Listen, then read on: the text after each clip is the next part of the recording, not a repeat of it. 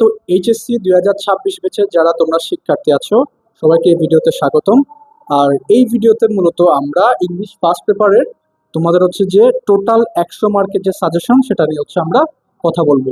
আমি যে সময় ভিডিওটা বানাচ্ছি এটা হচ্ছে মে প্রথম সপ্তাহ, মানে আর 2-1 দিনের মধ্যে আশা করি এটা তোমাদের ইউটিউবে এবং আমাদের ফেসবুক চ্যানেলে, ফেসবুক পেজ এবং ইউটিউব চ্যানেলে আপলোড হয়ে যাবে।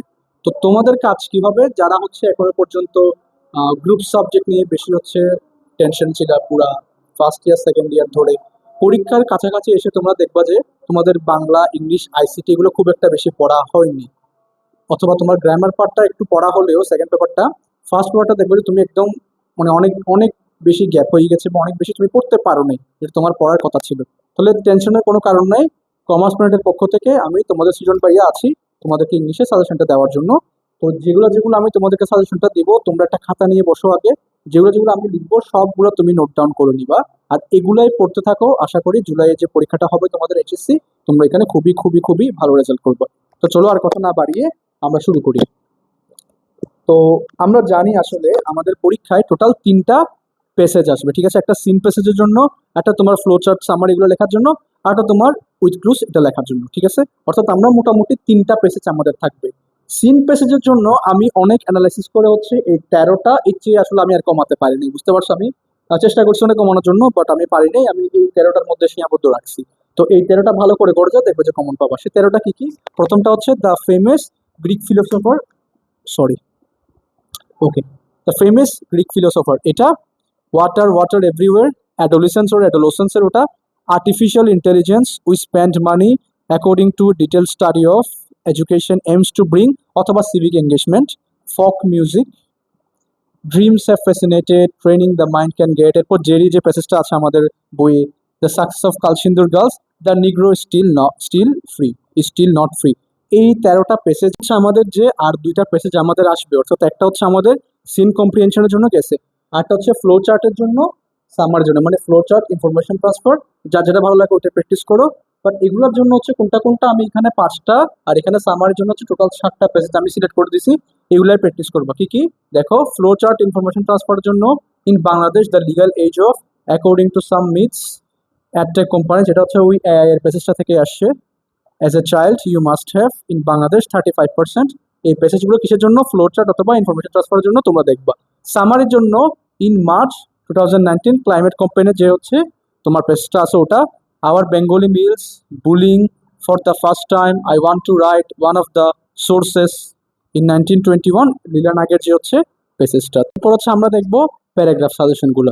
এখানে টোটাল আমি 11টা প্যাসেজ, 11টা প্যারাগ্রাফ হচ্ছে আমি রাখছি, বাট এখানে একটা টুইস্ট আছে। সেটা হচ্ছে কি দেখো, প্রথম হচ্ছে cyber bullying, civic engagement, folk music, adolescence, আর হচ্ছে তোমার আর্টিফিশিয়াল ইন্টেলিজেন্স, অর্থাৎ তোমার নেগেটিভ সাইডস অর তোমার ব্যাড সাইডস অফ এআই, অথবা তোমার হচ্ছে বেনিফিটস অফ এআই, অথবা role of AI in classrooms, ঠিক আছে? এই ধরনের কিছু একটা তোমার আসতে পারে। অর্থাৎ ওভারঅল যদি চিন্তা করো, আর্টিফিশিয়াল ইন্টেলিজেন্স নিয়ে যে কোনো একটা হচ্ছে থাকতে পারে, মানে এটা হাইলি পসিবল, ঠিক আছে? এবছর একটা বোর্ডে আসতে পারে। এই যে 5টা, সেগুলো হচ্ছে তোমার টেক্সচুয়াল প্যারাগ্রাফ। টেক্সচুয়াল প্যারাগ্রাফ বলতে ভালো করে দেখো, এগুলো কিন্তু সবগুলো টপিকের নামগুলো দেখো তোমাদের টেক্সট বইয়ে আছে, তাই না? ওইখান থেকে প্যারাগ্রাফ আসে, এগুলো বলে টেক্সচুয়াল প্যারাগ্রাফ। কিন্তু এখন এই 6 থেকে 11 যেগুলো আমি লিখলাম, price hike, drug addiction, a college magazine, climate change, global warming, deforestation, এগুলো তোমার যে নর্মাল প্যারাগ্রাফগুলো আমরা শিখে অভ্যস্ত সবসময়, এগুলোই কিন্তু। আর হ্যাঁ, বলে রাখি, এই 6 থেকে 11 এগুলো কিন্তু তোমাদের আবার কি সেকেন্ড পেপারের জন্য অনেক অনেক বেশি ইম্পর্টেন্ট। তো যারা সেকেন্ড পেপারের প্যারাগ্রাফের সাজেশন লাগবে, জাস্ট এগুলো দেখো, ঠিক আছে? এই কয়টা শিখলেই আশা করি এখান থেকে কমন পাবা। আর ফার্স্ট পেপারের জন্য এই সবগুলো একটু কষ্ট করে তোমাকে পড়তে হবে। হচ্ছে আমরা স্টোরি সাজেশনগুলো দেখবো। স্টোরির কথা যদি বলি, কম্পিটিং স্টোরি, তবে সেখানে হচ্ছে আমাদের প্রতি বছর দেখা যায় যে একসময় হচ্ছে আমাদের ট্রেডিশনাল স্টোরিগুলো আসতো। ট্রেডিশনাল স্টোরি বলতে হেয়ার অ্যান্ড টর্টয়েস, অর্থাৎ তোমার যে slow and steady with the race, ওটা। এরপর হচ্ছে তোমার যে কার্টুনের যে গল্পটা, দি উড কাটার।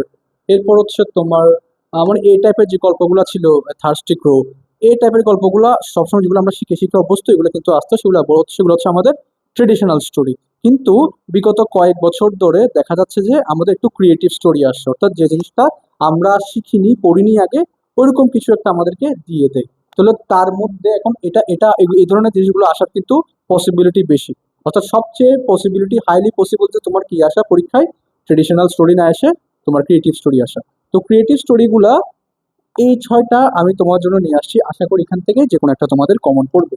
প্রথমটা হচ্ছে মীর মুগ্ধ নিয়ে, ওনার স্যাক্রিফাইসটা নিয়ে, dove's gift, wisdom over waves, king Lear and his daughters, you are beautiful as you are, the selfish giant. এই 6টা ভালো মতো পড়ে যাও, দেখবে যে হচ্ছে এখান থেকে কমন পাওয়া পাবা আমি আশা করি, ঠিক আছে? সর্বোচ্চ সংখ্যক এখান থেকে কমন পেতে পারো।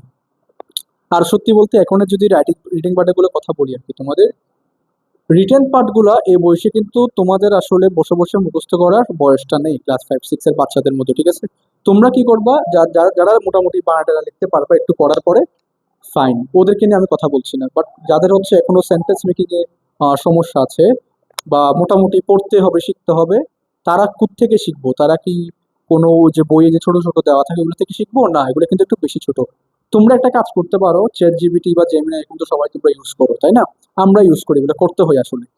তো মনে করো আমার স্টোরিতে মুগ্ধ স্যাক্রিফাইস টু স্টেবলিশ রাইটফুল ডিমান্ড, আমি এই টাইটেলটা এখানে দিলাম, অথবা তুমি একটা প্যারাগ্রাফে যে কোনো একটা জিনিস হচ্ছে তুমি ওকে চ্যাট জিপিটিকে বা জেমিনাইকে টাইটেলটা দিলা, এরপর নিজের লেভেল সেট করলো যে লেভেল হচ্ছে একদম বিগিনার লেভেলে দাও, কোনো কঠিন সেন্টেন্স আমাকে দিও না। ওয়ার্ড লিমিট কত? 200 থেকে 250 বা 300 ওয়ার্ডের মধ্যে হচ্ছে আমাকে একটা সুন্দর করে প্যারাগ্রাফ বা একটা স্টোরি বা একটা কম্পোজিশন বানিয়ে দাও। দেখবো যে ও খুব সুন্দর করে তোমাকে বানাই দিচ্ছে, তুমি ওটা সুন্দর করে পড়ো, ওটা নোট করে পড়ো বা এমনি পড়ো, যেভাবে তুমি তোমার ভালো লাগে তুমি হচ্ছে সেটা পড়ো। এখন অন্য কোথাও যায় না, ঠিক আছে? এই ভাইয়ার কোর্স, ওই ভাইয়ার কোর্স, একদম লাস্ট সময় এসে তুমি যদি কোর্সে ভর্তি হও তাহলে তোমার কিন্তু কি আসলে দিন শেষে দেখা যাবে টাকাটা নষ্ট হয়েছে, আর কোনো হচ্ছে পড়ালেখা হয় না। তো তাই বারবার বারবার বলতেছি, লাস্ট সময় এসে কোনো নতুন কোর্সে যাবা না, কোনো ফ্রি কোর্স বলো যে কোর্স, কোনো কিছুতে যাবা না, শুধুমাত্র সাজেশনটা নিতে পারো ফ্রিতে, ঠিক আছে? সাজেশনগুলো ফ্রিতে নিতে পারো, সাজেশন সবাই ফ্রিতেই দেয়। এরপরে নিজের পড়াটা নিজে নিজে পড়তে হবে, ঠিক আছে? ওকে। তো এখন স্টোরি এই 6টা শিখলে আশা করি এখান থেকে একটা কমন পাবা। এখন আসি যে জিনিসটা আমাদের বাদ যাচ্ছে, সেটা হচ্ছে উইথ ক্লুজ, উইদাউট ক্লুজ, আর হচ্ছে রিয়ারেঞ্জ। কিন্তু দেখো কি খালি রাখছে, আমি কিছু লিখি নাই। কেন? কারণ আসলে এখান থেকে কমন ফেলানো উইথ ক্লুজ উইদাউট ক্লুজ থেকে একটু ডিফিকাল্ট। তোমরা কি করবা, 2022 থেকে 2025 পর্যন্ত যত with clues without clues rearrange আছে সবগুলো হচ্ছে একটা একটা ধরে সলভ করে ইনফর্মাল লেটার অর ইমেল নিয়ে হচ্ছে আলোচনা করব। টোটাল হচ্ছে 11টা আমার আছে এখানে। The advantages of learning English or reading newspaper, how you spend the summer vacation, মনে করো তুমি তোমার একটা বন্ধুকে বলছো যে তুমি লাস্ট সামার ভ্যাকেশনটা কিভাবে কাটিয়েছো সেটা। Advising not to share any wrong information on Facebook or social media, ফেসবুকে বা সোশ্যাল মিডিয়াতে গুজব না রটানোর জন্য, মিথ্যা ইনফরমেশন বা ভুল ইনফরমেশন না দেওয়ার জন্য তোমার বন্ধুর কাছে বা হচ্ছে তোমার ভাইয়ের কাছে একটা পত্র লিখো বা একটা ইমেল লিখো। Plan after HSC, terrible fire incident in a restaurant, একটা রেস্টুরেন্টে একটা ভয়াবহ অগ্নিকাণ্ড হয়েছে, সেটা সম্পর্কে হচ্ছে একটা একটা একটা বর্ণনা করে হচ্ছে সেটা একটা লেটার বা ইমেল লিখতে হবে। co-curricular activities of your college, about your progress of study, congratulating for winning the first prize on debate competition, কটা প্রতিযোগিতায় মনে করো তোমার পরিচিত কে হচ্ছে বা বন্ধু হোক ভাই হোক যে হচ্ছে একটা প্রথম পুরস্কার জিতেছে বা বিজয়ী হয়েছে, তাকে হচ্ছে কনগ্রেচুলেট করে একটা কি করো, লেটার ও ইমেল লেখো। Number 9, thanking for hospitality. Number 10, inviting to visit your country, তোমার কোনো একটা বন্ধুকে তোমার দেশ ভ্রমণের জন্য হচ্ছে আমন্ত্রণ জানাও। Condolence message to your friend, তোমার ভাইকে বা তোমার ভাই না আসলে এটা ফ্রেন্ড দিয়ে আসে মোস্ট অফ দ্য টাইম।